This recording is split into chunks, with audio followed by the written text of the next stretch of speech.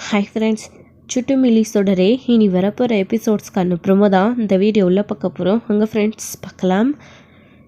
கர்ணா ஜெயிலில் அபியை பார்க்கணும் அப்படின்றதுக்காக வந்திருக்காங்க. காஞ்சனா எதுக்கு என்ன பார்க்க வந்தா அப்படின்ற விஷயத்த அபிக்கிட்ட கேட்டுட்ருக்காங்க. அபியும் எனக்கு எதுவும் தெரியாது அப்படின்னு சொல்கிறாங்க. இங்கே பாரு, உனக்கு எதுவும் தெரியாமல் தான் காஞ்சனா உன்னை பற்றி பேச வந்தாங்களா? நீ என்ன திட்டம் போட்டிருக்க? ஏன் ஜெயிலில் கூட உன்னால் அடங்கி உடங்கி இருக்க முடியாதா? என்ன பிளான் பண்ணியிருக்க? இங்கே பாரு, என்ன ஏதாச்சும் என் விஷயத்தில் அதாவது உனக்கு உண்மை தெரியுன்றதுனால என்னை ஏதாச்சும் பண்ண நீ பிளான் போட்டிருக்கியா அப்படின்னு சொல்லிட்டு அந்த அளவுக்கெல்லாம் நான் எதுவும் யோசிக்கல. நீ ஏன் கற்பனை படிக்கிற? ஓ, அப்போ நான் ஏதாச்சும் பிளான் பண்ணி உன்னை ஏதாச்சும் பண்ணிடுவேன்ற பயம் உனக்கு இருக்கா அப்படின்னு. என்னடி ஓவராக பேசுகிற? இங்கே பாரு, அப்படி நீ எதுவும் பண்ணிடக்கூடாதுன்னு தானே உன்னை வெளியில் வர விடாமல் ஆயுசுக்கும் ஜெயிலே வச்சுருக்கேன். என்னமோ சவடால் பேசிகிட்டு இருக்க. ஜெயிலில் இருந்தால் கூட உன்னுடைய திமிருக்கும் கோபத்துக்கும் ஒன்றும் குறைச்சல் இல்லடி அப்படின்னு சொல்லிட்டுருக்காங்க. இங்கே பார் கண்ணா, தேவையில்லாமல் பேசிகிட்டு இருக்காத. இங்கே பார், எனக்கும் காஞ்சனாவுக்கும் எந்த சம்மந்தமே கிடையாது. காஞ்சனா என்னை பற்றி சொல்ல வந்தாங்க அப்படின்னா அது என்னன்னு நீ அவங்கக்கிட்டே கேட்டு தெரிஞ்சுக்க வேண்டியது தானே. என்கிட்ட எதுக்கு கேட்டு தெரிஞ்சுக்க வந்திருக்கு அப்படின்னு. ஏய் இங்கே பாரு, காஞ்சனா ஷாக் அடிச்சு இப்போ கோமாவில் இருக்கான்ற விஷயம் உனக்கு தெரியாமல இன்னும் இருந்திருக்கும். அது தெரிஞ்சதுனால தான் நீ இவ்வளோ திமிரா என்கிட்ட பேசிகிட்டு இருக்க. என்ன நீ தெரியாதுன்னு சொன்னால் நான் நம்பிடணுமா அப்படின்னு.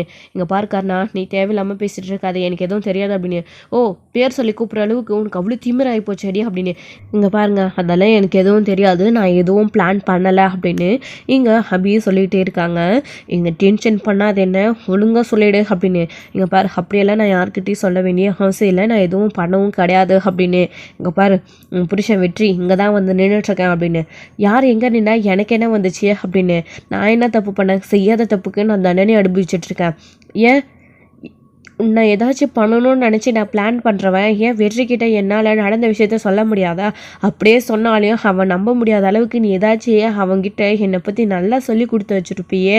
அது அப்படி இருக்கிறதுனால தானே அவனுக்கும் என் மேலே கொஞ்சம் கூட கருணையே இல்லாமல் என்னை ஜெயிலில் இத்தனை வருஷமாக ஒரு தடவை கூட பார்க்காம அவனும் வெளியே இருக்கான் அப்படின்னு நல்லா சொல்லிட்டு இருக்கான். ஓ, உனக்கு அதெல்லாம் கூட தெரியுதா? தெரியுதுல்ல, தெரிஞ்சு ஏன் என்கிட்ட வாழாற்ற அப்படின்னு. இங்கே பாருங்க, நான் எதுவும் உன்கிட்ட வாழாட்டில் உன்னுடைய பிரச்சனையில் தலையிடாமல் நான் உண்டு என் பாட்டுக்கு என் வேலையை உண்டுன்னு தான் பார்த்துட்ருக்கேன். நீ எதுக்கு இப்போ தேவையில்லாமல் என்னை பார்க்க வந்திருக்க? என்னை பற்றி காஞ்சனா ஏதாச்சும் சொல்ல வந்தா அவங்கக்கிட்டே நீ இப்போ கேட்டுக்கோ. உன்னால் தான் எதுவும் செய்ய முடியல. முடிஞ்சால் கோமா விழுந்து எழுப்பி என்ன ஏதுன்னு கேட்டு தெரிஞ்சுக்கோ அப்படின்னு சொல்கிறாங்க. என்னடி கோமாவில் இருக்கிறவங்க எந்திரிச்சு பதில் சொல்ல மாட்டாங்கன்னு இப்படி திமிரா பேசிகிட்டு இருக்கியா அப்படின்னு. இங்கே பாரு, வாடி போடேன்னு பேசிட்டு இருந்தேன்னா உனக்கு அவ்வளோதான் மரியாதை அப்படின்னு. ஓ, கோவம்லாம் வருதா? வரட்டும். இங்கே பாரு, நீ இதே மாதிரி காலம் பூரா வெளியில் வராமல் ஜெயிலுக்கு கிடந்து சாகணும், அதுதான் என்னுடைய முடிவே அப்படின்னு சொல்லிட்டு இருக்காங்க. கெட்டவருக்கு அந்த கடவுள் பார்த்துப்பான் தண்டனை கொடுக்க, நல்லவங்களுக்கு அந்த கடவுள் இருக்கா அப்படின்னு. அந்த கடவுளை நம்பி உனக்கு என்னடி ஆக போகுது? இது வரைக்கும் நீ அந்த கடவுளை கும்பிடவே இல்லையா? என்னை வெளியில் கொண்டு போக சொல்லி உள்ளதானே இருக்க. எத்தனை வருஷமா? 10 வருஷமாக ஜெயிலில் தானே இருக்க. இன்னமும் பெருசாக வெளியில் வந்துட்ட மாதிரி அந்த கடவுளை நம்புறன்ற மாதிரி பேசிகிட்டு இருக்க. எங்கே பாரு அப்படின்னு சொல்லிட்டு கர்ணா அவர் பாட்டுக்கு பேசிகிட்டே இருக்காரு. இங்கே தேவையில்லாமல் பேசிகிட்டு இருக்காதீங்க, முதல்ல கிளம்புங்க அப்படின்னு சொல்கிறாங்க. ஏய், அவங்க மட்டும் கோமாவில் எந்திரிக்கட்டும், அப்புறம் இருக்குடி உனக்கு தெரிஞ்சுக்கிட்டு அப்போ வச்சுக்கிறேன் அப்படின்னு சொல்லிட்டு கர்ணா அங்கேருந்து வெளியில் போகிறாரு. போனதுக்கப்புறமா இங்கே சுடாரை நடிச்சு அழுதுகிட்டே இருக்காங்க. அபியை அங்கேயே நின்றுட்டுருக்காங்க. அப்போது வெற்றி என்னாச்சு கர்ணா, ஏதாச்சும் சொன்னாலா அப்படின்னு கேட்குறாங்க. இல்லை வெற்றி, அவள் எவ்வளோ கேட்டாலே பதிலே சொல்ல மாட்டேன்றா, வாயை திறந்து திமுறா பேசிகிட்டு இருக்கா அப்படின்னலாம் சொல்லிட்டு இருக்கவோ அவளுக்கு அவ்வளோ கொழுப்பேறி போச்சா. இருக்கண்ணா, நாள் விட்டுட்டு வரேன் அப்படின்னு. வெற்றி எங்கே போகிற? நீ போய் என்ன பண்ண போகிற அப்படின்னு. நான் 4 தட்டி எதுக்காக இப்படி பண்ணான்றது கேட்டுட்டு வரேன் வெற்றி. என்ன பண்ணியிருக்கா, பிளான் பண்ணுறா அப்படின்றதெல்லாம் அப்படின்னு சொல்கிறாங்க. வேணாம் வெற்றி, எதுக்கு தேவையில்லாமல் அப்படின்னு. இருக்காண்ணா, நான் போய் பேசிட்டு வரேன் அப்படின்னு. ஐயோ, என் வேறு சொல்ல கேட்காம அவளை பார்க்க போகிறானே, அங்கே போய் ஏதாச்சும் மனசு மாறிட்டு போகிறான். இல்லை அப்படி எதுக்கும் வாய்ப்பு இருக்காது, நாம் ஏன்னா அவனுக்கு அப்படி ட்ரைனிங் கொடுத்து வச்சுருக்கோம் அப்படின்னு கர்ணா மனசுக்குள்ளே நினச்சிட்டு அமைதியாகிட்டாரு. வெளியில் போயிட்டு வெயிட் பண்ணிட்டு இருக்காரு. வெற்றி வராரு. ஸோ அபி அங்கேயே நின்றுட்டுருக்கவும் வெற்றி டக்குன்னு வந்த உடனே அவங்கள பார்த்து அப்படியே 2 பேருக்கும் அவ்வளோ கோவம் தான் வருது. வெற்றி பார்த்து முறைக்கிறாரு, அபி பார்த்து முறைக்கிறாங்க. அபியுமே எதுவும் பேசாமல் அமைதியாக அப்புறம் நின்றுடுறாங்க. வெற்றிக்கு தான் லவ் பண்ண காலங்கள்லாம் ஞாபகம் வருது. ஸோ இவ்வளோ போய் இப்படி பண்ணி நம்ம கல்யாணம் பண்ணிக்கிட்டோமே, கொஞ்சம் பேசின நல்லா சிரித்து பேசி பழகின உடனே எவ்வளோ சீக்கிரம் நம்ம இவ்வளோ நம்பி கல்யாணம் பண்ணியிருக்கக்கூடாது அப்படின்னு சொல்லிட்டு அப்போ தான் கிட்ட வராரு. கிட்ட ஏய் உனக்கு என்ன வேணும்? என்ன ஜெயிலில் இருந்துக்கிட்டு கூட உன் கொழுப்பு அடங்கலையா? என்ன பண்ண காத்திருக்க கர்ணாவை அப்படின்னு சொல்லிட்டு இருக்காங்க. கர்ணாவை நானா? எப்பயுமே நீ என்னை தப்பாக தான் புரிஞ்சுப்பல. என் பக்கம் அன்னைக்கு என்ன நியாயம் இருக்குன்னு கூட கேட்காம, ஒரு வார்த்தை கூட அன்னைக்கு என்ன நடந்துச்சுன்றத விசாரிக்காம, யாரு கொலை பண்ணான உடனே என்ன கை காட்டின பார்த்தியா? எனக்கு உன்னை நினைக்கும் போது ரொம்பவே அருவருப்பாக இருக்குது. நான் போயிட்டு உன்னை தான் லவ் பண்ணி கல்யாணம் பண்ணிக்கிட்டேன் அப்படின்னு நினைக்கும் போது எனக்கே ரொம்ப அருவருப்பாக இருக்குது. நான் ரொம்ப பெரிய தப்பு பண்ணிட்டேனோன்னு எனக்கு தோணுது அப்படின்னு. ஆமாடி, ஆமாம் சொல்லுவேன், ஏன் சொல்ல மாட்டேன்? உன்னை நம்பி நான் கல்யாணம் பண்ணிக்கிட்டேன் பாரு, யாரும் இல்லாதவா அப்படின்னு கருணா கிட்ட போய் சொல்லிட்டு அதுக்கே என்னை செருப்பால் அடிக்கணும்டி. நீ பண்ண வேலைக்காக இன்னை வரைக்கும் நான் குற்ற உணர்ச்சி அனுபவிச்சுட்ருக்கேன். அந்த வீட்டில் கூனி குறுகி நின்றுட்டுருக்கேன்டி. என்னை பற்றி எப்படியெல்லாம் பேசுகிறாங்க தெரியுமா? பார்வதியோட தங்கச்சி என்னை எப்படியெல்லாம் கேவலப்படுத்தி பேசுகிறா தெரியுமா? இதுக்கெல்லாம் காரணம் நீ தாண்டி. விசுவாசே இவ்வளோ நாள் சோறு போட்டவனுக்கு நன்றி கடனோட நான் அந்த வீட்டுக்குள்ளே இருந்துட்டுருக்கேன். என்னை திரும்பவும் கொலகாரனாக மாற்றிடாத அப்படின்னு சொல்லிட்டு இருக்காங்க வெற்றி வந்துட்டு. அவ்வளோதான் நீ என்னை புரிஞ்சு வச்சிருக்கல. இதை நடிக்கும்போது தான் எனக்கு அருவருப்பாக இருக்குன்னு சொன்னேன். லவ் பண்ண பொண்ணை எந்த அளவுக்கு புரிஞ்சு வச்சிருக்க பாரு. நான் உன்னை புரிஞ்சுக்கிட்ட அளவுக்கு கூட நீ என்ன புரிஞ்சுக்கலையே அப்படின்னலாம் ஒருத்தர் மாற்றி ஒருத்தர் தான் பேசிகிட்டு இருக்காங்க. இங்கே பார், நீ தேவையில்லாமல் பேசிகிட்டு இருக்காம என்ன பிளான் பண்ணியிருக்க? என்ன பார்வதி அக்காவை கொலை பண்ணி பத்திரத்தில் எழுத்துட்டு போகணுன்னு பார்த்தேன். அது நடக்கலை. எல்லாருமே கண்டுபிடிச்சி ஒன்று ஜெயிலுக்கு அனுப்பிட்டேன். அதனால இப்போ கர்ணாவை ஏதாச்சும் பிளான் பண்ணி கொண்டுட்டு சொத்தெல்லாம் அனுபவிக்கலான்னு பார்க்குறியா அப்படின்னு வெற்றி கேட்குமோ, எனக்கு இல்லாத சொத்தா? அவ்வளோ சொத்தையும் விட்டுட்டு நீ தான் முக்கியம்னு ஓடி வந்தவடா. என்னை பார்த்து சொத்து முக்கியமானு கேட்குறியா? சொத்து முக்கியம் அப்படின்னா நான் ஏன் உன்னை கல்யாணம் பண்ணிக்க போகிறேன்? என் அண்ணன் என் அப்பா எனக்கு எவ்வளோ பணக்கார வீட்டு மாப்பிள்ளையாக கல்யாணம் பண்ணி வைக்கணும்னு நினச்சாங்களே. படிக்க வச்சு பெரிய ஆளாக்கி அவங்க எனக்கு அமைச்சு கொடுக்காத வாழ்க்கையவா நான் அமைச்சுக்கிட்டேன்? உன்கிட்ட பணம் காசு இருக்குன்னு நான் உன்னை கல்யாணம் பண்ணிக்கிட்டேன் அப்படின்னு. ஏய் நடிக்காதடி. நான் கர்ணா வீட்டில் வேலை செஞ்சிட்ருக்கேன்னு நல்லாவே நீ தெரிஞ்சுக்கிட்டே என் மூலியமாக கர்ணா வீட்டுக்கு வந்து அந்த வீட்டில் இருக்கவங்க எல்லாரையும் கொலை பண்ணிட்டு நீ அந்த சொத்தையே ஆளலான்னு நினச்சிருக்கா அப்படி தானே அப்படின்னு. நீ இன்னமும் தப்பாக தான் என்னை பற்றி புரிஞ்சு வச்சுருக்க. அன்றைக்கி என்ன நடந்துச்சுன்னு தெரியுமா? நான் ஒன்றும் சொத்துக்கு ஆசைப்பட்டு அவங்கள கொலை பண்ணலை. அவங்கள நான் கொலை பண்ணலை. அது கொலை முயற்சி. அதை நான் பண்ணலை அப்படின்னு சொல்கிறாங்க. என்னடி என்ன குழப்பறியா? கொலை பண்ணலைன்னு சொல்கிற, ஆனால் கொலை முயற்சின்னு சொல்கிற. நீ தாண்டி அந்த கொலை முயற்சி எடுத்த. நீ தான் கொலை பண்ணியிருக்க. நீ தான் குத்தி கொலை பண்ண அப்படின்னெல்லாம் வெற்றி சொல்லிகிட்டு இருக்கவும், அங்கே பாரு தேவையில்லாமல் பேசிகிட்டு இருக்காத. நீ அவ்வளோதான் என்னை புரிஞ்சு வச்சுக்கிட்டதா? அன்றைக்கி நான் என்ன சொல்ல வரேன்றதை தான் கேட்டியா? இல்லை அதுக்கப்புறம் ஜெயிலில் தான் என்ன நடந்துச்சுன்னு கேட்டியா? எடுத்த கவுத்தோ நீயா நான் தான் கொலை பண்ணேன்னு முடிவு பண்ணிக்கினா? இங்கே பாரு, ஏன் கொலை பண்ணவ என்னால் ஜெயிலில் விட்டு வெளியில் வர முடியாதா? என் அண்ணன் இருக்காரு, எனக்குன்னு சொந்த பந்தம் இருக்காங்க. அவங்க மூலிமா நான் வெளியில் வந்திருக்க மாட்டேன்னா?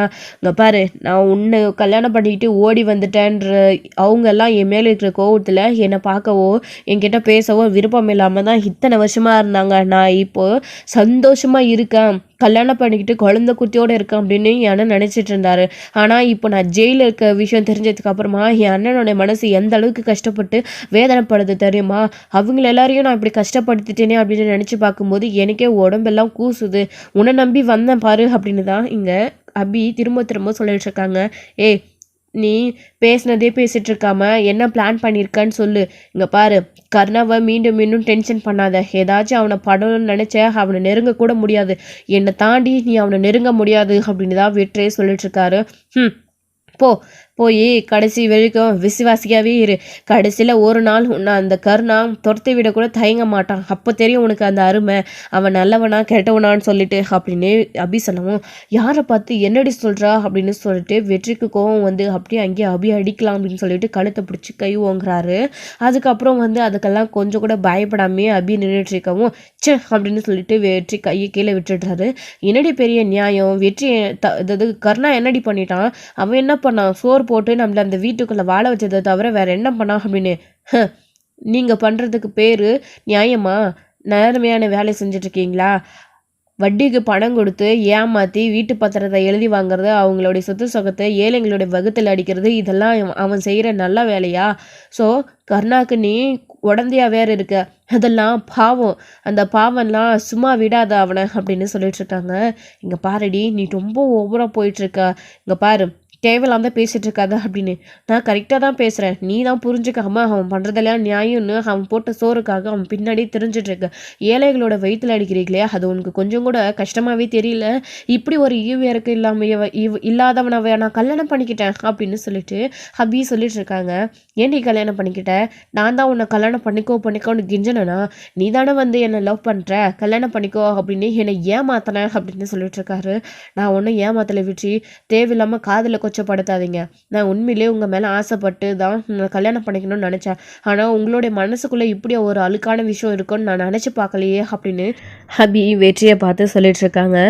ஏய், நான் கேட்டுட்ருக்கிற கேள்வி என்ன, நீ சொல்லிட்டு இருக்கிற பதில் என்ன அப்படின்னு. இங்கே பார், நான் சொல்கிறது நீ நல்லா தெளிவாக ஒன்று புரிஞ்சுக்கோ. நான் ஏற்கனவே சொன்ன மாதிரி ஒரு நாள் கர்ணா உன்னை தூக்கி தூசி மாதிரி ஊதி தள்ளிட்டு போக அவனுக்கு கொஞ்சம் நேரம் ஆகாது. அவனை ஏன் உன் பக்கம் வச்சுருக்கேன் அப்படின்னா, அன்றைக்கி நடந்ததுக்கான காரணம் எனக்கு மட்டும்தான் தெரியும். அதனால தான் அவன் உன்னை இன்னமும் எனக்கு எதிராக திருப்பி விட்டுட்டு அவன் கூட வச்சுருக்கான் அப்படின்னெல்லாம் வந்து ஹபி சொல்லவும், ஏய் என்ன பேசிகிட்டு இருக்க நீ? ஏன் கர்ணா மேலே அப்படி பிளேட்டை திருப்பி விடலான்னு பார்க்குறியா அப்படின்னு. நீ சொன்னாலும் சொல்லலைனாலையும் அதுதானே உண்மை. அன்றைக்கி இருந்த எனக்கு மட்டும்தானே இந்த விஷயம் தெரியும் அப்படின்னு. என்ன சொல்கிற நீ அப்படின்னு வெற்றி கேட்குறாரு. ஆமாம், அன்றைக்கி என்ன நடந்துச்சு தெரியுமா? நான் கோயிலுக்கு போயிட்டு வந்தேன். பார்வதி அக்காவோட ரூமில் கர்ணாவும் அவங்களும் 2 பேரும் சண்டை போட்டுருக்குறத கவனித்தேன். ஏன் அப்படின்னா, இதோ பார்வதி அக்காவோட தங்கச்சி ஸ்வேதா இருக்காங்கன்னு சொன்னீங்க. கட்டின பொண்டாட்டி கூட இருக்கிறம்போவே அந்த ஸ்வேதாவை கல்யாணம் பண்ணிக்கணும்னு நினச்சா உன் கர்ணா அந்த கீழ்த்தரமான புத்தி அக்காவுக்கு தெரிஞ்சிடுச்சு, பார்வதி அக்காவுக்கு. அது தெரிஞ்சதுனால அவங்க ரொம்ப வருத்தப்பட்டாங்க. அவங்கள போய் சமாதானப்படுத்த மாதிரி படுத்திட்டு இவன் அக்காவையே காலி பண்ணிவிட்டு தங்கச்சி கல்யாணம் பண்ணிக்கணும்னு நினச்சான். அப்படி ஒரு கேவலமான ஈனப்பிரிவே தான் அவன். அப்படி இருக்கிறப்போ தான் அக்காவுக்கு யாருக்கும் தெரியாமல் என்ன ரூம்குள்ளே அடைச்சிட்டு பாலில் விஷத்தை கலந்து கொடுத்துட்டான். அதுக்கப்புறம் அக்கா துடிச்சு அங்கே செத்து போயிட்டாங்க. செத்துட்டாலே எப்படி என்ன பண்ணுறது, அதாவது கண்டுபிடிச்சா செத்ததுக்கான காரணம் என்னன்னு தெரிஞ்சிடுமே, எப்படி அக்கா செத்தாங்க அப்படின்ற விஷயம் தெரிஞ்சிடும் அப்படின்னு பிளான் பண்ணி நான் அவங்ககிட்ட அன்றைக்கி சண்டை போட்ட விஷயத்த வச்சு எங்கே நான் உங்கள் எல்லாருக்கிட்டையும் உண்மையை சொல்லிடுவானோ அப்படின்ற கோவத்தில் அவன் பார்வதி அக்காவை குத்திட்டான். அதை குத்தினப்போ நான் கதவை திறந்து விட்டுறான். கரெக்டாக நீங்கள் வர சமயத்துலேயும் போலீஸ் வர சமயத்துலேயும் என்ன கதவை திறந்து விட்டதுனால நான் நேராக போய் பார்வதி அக்காவோட வயிற்றுல இருந்த கத்தியை எடுத்தேன். அந்த சமயத்தில் தான் நீங்கள் எல்லாரும் வந்தீங்க. வந்த உடனே என்ன பார்த்து கத்தி எடுத்த என்ன பார்த்து நான் கொலை பண்ணிட்டேன்னு முடிவு பண்ணிட்டேல. அந்த நிமிஷமே என்ன நடந்துச்சுன்னு கூட கொஞ்சம் கூட கேட்காம அதுக்கேற்ற மாதிரி கர்ணா பிளான் பண்ணதும் கரெக்டாக நடந்துச்சு. போலீஸோட நீங்கள் வந்து நிற்கவும் கொலை பண்ணியிருக்கிறத பார்த்த உடனே அங்கே இருக்கிற எல்லா பத்திரத்தையும் அவன் நான் நகை பணம் எல்லாத்தையும் எடுத்துகிட்டு போக தான் நான் ட்ரை பண்ணேன். அப்போ தான் பார்வதி அக்கா தடுக்க வந்த மாதிரியும் நான் அவங்கள கொலை பண்ண மாதிரியும் அவன் செட் பண்ணதுனால தான் போலீஸையும் கரெக்டாக அந்த சமயத்தில் வர வச்சு என்ன பிடிச்சி கொடுத்துட்டான். ஆமாம், நீங்கள் எல்லோரும் வெளியில் போயிருந்தீங்க, எதிர்த்து அந்த சமயத்துக்கு வந்தீங்க. நான் அவங்கள கொலை பண்ணதாவே இருக்கட்டும், அப்போ நீங்கள் வந்தீங்க. போலீஸ் எப்படி கரெக்டாக அங்கே வந்தாங்க? எல்லாம் கர்ணாவோட பிளான். அவன் பிளான் பண்ணி தான் நகை பேப்பர் எல்லாத்தையும் எடுத்து வச்சுட்டு போலீஸ்க்கு கால் பண்ணிவிட்டு நான் இருந்த ரூம் லாக்கை வந்து ஓப்பன் பண்ணிவிட்டான். கரெக்டாக வந்து நான் கத்தி எடுக்கும்போது தான் நீங்களும் வந்தீங்க, போலீஸும் வந்தீங்க. அப்போ தான் நீயே என்ன தப்பாக புரிஞ்சுக்கிட்டு கத்தி என் கையில் இருக்கிறத வச்சு நான் கொலை பண்ணேன்னு முயற்சி பண்ணேன் அப்படின்னு நீயும் தப்பாக நினச்சிட்ட. அன்னிலேருந்து நான் செய்யாத தப்புக்கு ஒவ்வொரு நாளும் சித்திரவதை அனுபவிச்சுட்டு இருக்கேன்.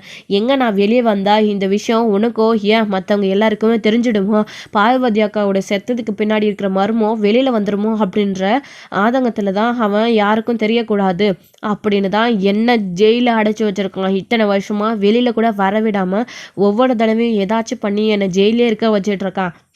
அதுக்கேற்ற மாதிரி உன்னையும் நான் தான் தப்பானவன்னு இன்னும் ஏற்றி விட்டுட்டே இருக்கான். நீயும் அவன் சொல்கிறதெல்லாம் நம்பிக்கிட்டே இருக்குது. நான் யாரையும் என் பக்கம் நியாயம் இருக்குது என்னை நம்புங்கன்னு நான் கேட்க போகிறதில்ல. மனசாட்சிக்கு தெரியும் யார் தப்பு பண்ணா உண்மை சொன்னாங்க அப்படின்னு. பரவாயில்ல, நான் எத்தனை வருஷம் வேணாலும் ஜெயிலில் இருக்கேன். ஆனால் இப்போ நீ சொல்கிற மாதிரி அந்த கர்ணாவை கால் பண்ணிவிட்டு சொத்தை எடுத்துக்கணும் அப்படின்ற ஆசைலாம் எனக்கு கிடையாது. இங்கேருந்து தேவையில்லாமல் என் மேலே செய்யாத தப்புக்கு குற்றவாளியாக தண்டனை அனுப்பிச்சிட்ருக்கிற மாதிரி நீயும் என் மேலே ஏதாச்சும் பழி சொல்ல இங்கே வராது. தயவு செஞ்சு கிளம்பு, போய் உன் நல்ல கர்ணாவே தலை மேலே தூக்கி வச்சுக்கிட்டு இன்னும் எத்தனை நாள் வேணாலும் கொண்டாடிக்கிட்டு எனக்கு ஒரு கவலையும் இல்லை. அதான் நான் வேணான்னு சொல்லிட்டு ஜெயிலில் தூக்கி போட்டு போயிட்டீங்களே, அப்புறம் எதுக்கு எல்லாரும் என்னை தேடி வந்துட்டே இருக்கீங்க? இங்கே பாரு, அதாவது என் மேலே எந்த தப்பும் இல்லை. நான் தப்பு பண்ணதான் கர்ணா சொல்கிறான். தப்பு அவன் மேலே இல்லாதப்போ எதுக்கு அடிக்க பிரச்சனைன்னு உடனே என்ன தேடி கருணா வரணும்? இதுலேருந்தே தெரிஞ்சுக்கோ, குற்ற உணர்ச்சி தான் குறுகுறுக்கும். அவன் மேலே தப்பு இருக்குது, அவன் தான் இதுக்கெல்லாம் காரணம். அவன் மேலே தப்பு இருக்கிறதுனால தான் நான் ஒவ்வொரு நிமிஷமும் இந்த விஷயத்த வெளியில் சொல்லிவிடணும் அப்படின்னு பயந்துக்கிட்டு அடிக்க துடிச்சு போய் என் பேர் கேள்விப்பட்ட உடனே அவனும் நீ எல்லாரும் இங்கே ஓடி வரதுக்கான காரணம் அது மட்டும்தான் அப்படின்னு சொல்லிட்டு அபி சொன்னதுனால வெற்றிக்கே ஒரே கன்ஃபியூஷன் ஆகிடுது. வெற்றிக்கிட்ட எல்லா உண்மைகளையும் அபி வந்து சொல்லிடுறாங்க. ஆனால் அது அவர் நம்பாதது தான் காரணமே. குழப்பமாக இருக்குது, அவருக்கு யோசிச்சுக்கிட்டே இருக்காங்க. இவ சொல்கிறதெல்லாம் உண்மையாக இருக்குமா பொய்யா இருக்குமா, ஏன் இவ இப்படி சொல்கிறா, கர்ணாவும் அதுக்கேற்ற மாதிரி ஏன் துடிச்சிடிச்சு போகிறான் அபி பேரை கேட்டாலே அப்படின்னு தான் வந்து அவனுமே நினச்சிட்டு இருக்கான். இல்லை அப்படியெல்லாம் இவ சொல்கிற மாதிரி எதுவும் இருக்காது. பார்வதி அக்காவோட செத்து போன துக்கத்தில் ஏதாச்சும் அபி பேரை சொன்னாலே கோவப்படுவான் கர்ணா அப்படின்ற மாதிரி தான் வெற்றி நினச்சிக்கிட்டு கன்ஃபியூஷனாக அங்கே நின்றுட்டுருக்காரு. அபி அப்படி பேசிட்டு அவங்க பாட்டுக்கு கிளம்பி போயிடுறாங்க. அவங்களையே திரும்பி நின்று பார்த்துட்டு இருக்காரு வெற்றி. இன்னொரு பக்கம் அங்கே ராதிகா மேடம் வந்து டிசியை வாங்கிட்டு போய் சுடருக்கு கொடுக்குறாங்க. அவங்களுக்குமே ஊருக்கு கிளம்பி போகிறதுக்காக ரெடியாக இருக்கவும் டிசியை வாங்கிட்டு ரொம்ப சந்தோஷமாக பேசிகிட்டு இருக்காங்க. மேடம் அபியை பார்த்துனீங்களா பேசுனீங்களா அப்படின்னு. அது எப்படி சண்முகம் பார்த்து பேசாமல் வருவேன், ஜெயிலு வரைக்கும் போயிட்டு அதான் சுடர் கூட அபி கிட்ட பேசினாலே அப்படின்னு. அப்போ ஏன் மேடம் சுடர் அபி என்கிட்ட பேசல அப்படின்னு. மன்னிச்சிடுங்க சண்முகம், கரெக்டாக அந்த சமயத்தில் இன்ஸ்பெக்டர் மேடம் வந்து ஹபிக்கிட்ட இருந்து ஃபோனை வாங்கிட்டாங்க. இந்த மாதிரி ரூல்ஸை மீறி பேசக்கூடாது அப்படின்னு.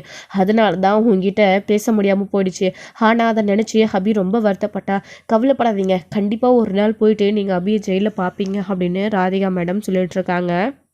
சரிங்க மேடம், இருக்கட்டும் பரவாயில்ல, ஆனால் நீங்கள் செஞ்ச இந்த உதவிக்கு நாங்கள் நன்றி கடன் போட்டிருக்கோம் அப்படின்னு. என்ன சண்முகம் இவ்வளோ பெரிய வார்த்தையெல்லாம் சொல்லிட்டு இருக்கீங்க? சொல்கிற ஸ்கூலில் சேர்த்து நல்லா படிக்க வைங்க, அவன் நல்லா படித்து பெரிய ஆள் ஆகட்டும், நல்ல திறமையான பொண்ணு, அதுவே போதும் அப்படின்னு சொல்கிறாங்க. சரிங்க மேடம் அப்படியே நாங்கள் எல்லோரும் கிளம்புறோம் அப்படின்னு. சரி சுடர், சரிங்க சண்முகம் எல்லோரும் குட்டீஸ் பார்த்து போயிட்டு வாங்க அப்படின்னு சொல்லிட்டு இருக்காங்க. இவங்க எல்லாருமே கிளம்பி ஊருக்கு போயிட்டுருக்காங்க. ஸோ இதான் இந்த எபிசோட் வந்து முடிச்சிருக்காங்க. அடுத்தடுத்த எபிசோடில் என்ன நடக்க போகுது அப்படின்றத வெயிட் பண்ணி நெக்ஸ்ட் வீடியோவில் பார்க்கலாம். Friends thank you. இந்த வீடியோ உங்களுக்கு பிடிச்சிருந்தா லைக் பண்ணுங்கள், ஷேர் பண்ணுங்கள், கமெண்ட் பண்ணுங்கள்.